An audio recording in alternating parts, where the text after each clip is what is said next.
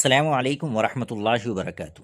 استقبال ہے آپ کا محمد افضل آفیشیل یوٹیوب چینل پر۔ ناظرین کرام، تبلیغی جماعت سے متعلق ایک بڑی خبر سامنے آ رہی ہے جو تمام مسلمانوں کو ضرور سننی چاہیے۔ وہ خبر کیا ہے؟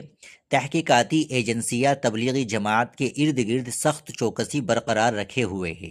مساجد کے اماموں کو ہدایت کی گئی ہے کہ وہ جماعت کے ارکان کی آمد کی فوری اطلاع دے۔ سیکورٹی اداروں نے کسی بھی ناخوشگوار واقعے کو روکنے کے لیے جماعت سے وابستہ افراد کی سرگرمیوں پر کڑی نظر رکھنے کا فیصلہ کیا ہے۔ فرید آباد سے ہندی کے دینک جاگرن کی خبر کے مطابق مسجد کے امام کے لیے ضروری ہے کہ وہ تبلیغی جماعت کے بارے میں متعلقہ تھانے کو مکمل معلومات فراہم کرے جو اپنے مذہب کی تبلیغ کے لیے مسجد میں آتی ہے۔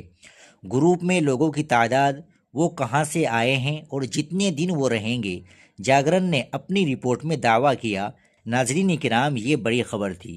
ناظرین کرام، ایک دوسری خبر میں آپ کے سامنے پیش کرتا ہوں۔ وہ خبر کیا ہے، آپ سماعت فرمائیں۔ RSS کے سربراہ موہن بھاگوت کو قوم کا باپ قرار دینے والے آل انڈیا امام آرگنائزیشن کے چیف ڈاکٹر امام عمیر احمد الیاسی نے جمعیت علماء ہند کے صدر مولانا ارشد مدنی کے حالیہ بیان کی سخت مذمت کی ہے۔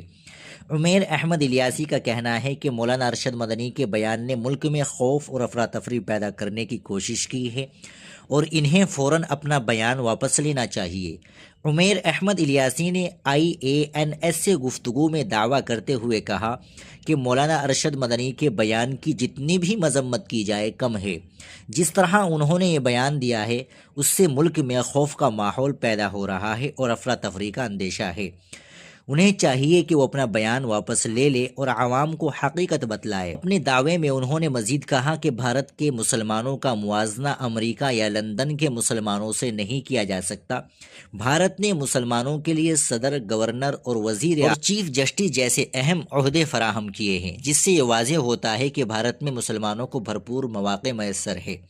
اس دوران امام عمیر احمد الیاسی نے وزیر اعظم نریندر مودی کی بھی تعریف کی اور دعویٰ کیا کہ ان کے دور حکومت میں سول سروس میں سب سے زیادہ مسلمان شامل ہوئے۔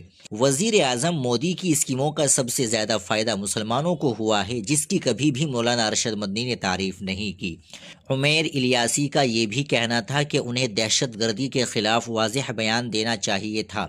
لال قلعے کے قریب دھماکہ بھارت پر نہیں بلکہ اس کی روح پر حملہ تھا، جس کی کھل کر مذمت کرنی چاہیے تھی، لیکن افسوس کہ انہوں نے یونیورسٹی کے بارے میں بیان دیا جبکہ 3 مشتبہ افراد اسی یونیورسٹی سے پکڑے گئے ہیں۔ عمیر احمد الیاسی نے بابری مسجد تنازع پر بھی رد عمل دیتے ہوئے TMC رکن اسمبلی ہمایوں کبیر کے بیان کو سیاست سے متاثر قرار دیا۔ انہوں نے کہا کہ اپنے سیاسی فائدے کے لیے مذہب یا مسجد کا استعمال غلط ہے۔ بابر کو دوبارہ زندہ کر کے ملک کے ماحول کو خراب کرنے کی سازش کی جا رہی ہے اور اس میں کہیں نہ کہیں بنگلہ دیش کی جھلک محسوس ہوتی ہے۔ آخر میں عمیر احمد الیاسی نے اس پورے معاملے کی عدالتی اور غیر جانبدارانہ تحقیقات کی ضرورت پر زور دیا تاکہ عوام میں سچائی پہنچائی جا سکے اور ملک میں امن و امان قائم رہ سکے۔